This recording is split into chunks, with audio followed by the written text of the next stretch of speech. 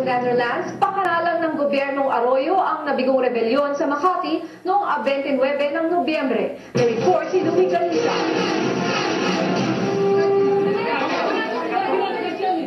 Para sa ilang Pinoy na dating sundalo at pulis sa Pilipinas, posibleng planado at political drama lang ang naganap na Peninsula Siege. Hiniling nila sa Balitang Europe na itago ang kanilang katauhan. It was a pre-planned plan. It was a pre-planned issue. At dahil gusto ni Arroyo na umupo hanggang 2010. Naipon mo yung mga collect mo yung idea. Okay. Paano mo na-collect? May connection ba si Trillanes sa kasi Arroyo? Meron. Meron. Kasi, ano yun either you twist it militarily or in a government way.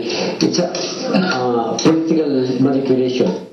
Kaya naman, ang dapat daw tugisin ng DOJ ay si Pangulong Arroyo na posible ring nagpondo sa nabigong rebelyon. Ito dyan lahat. Ang nagiging kawawa dyan yung mga maliliit na mga lower rank sa mga sundalo. Ang nagkakapira dyan yung mga generals. To be honest.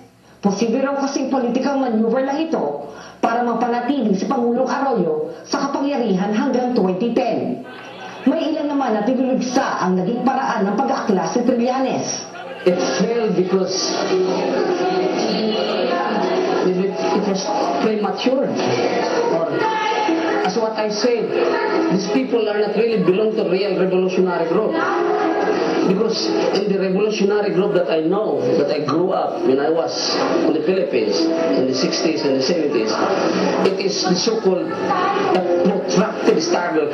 Pero para sa marami rito, magpapatuloy ang iba't ibang forma ng rebelyon sa Pilipinas hanggang hindi nakakamit ang tunay na kalayaan at pambansang demokrasya.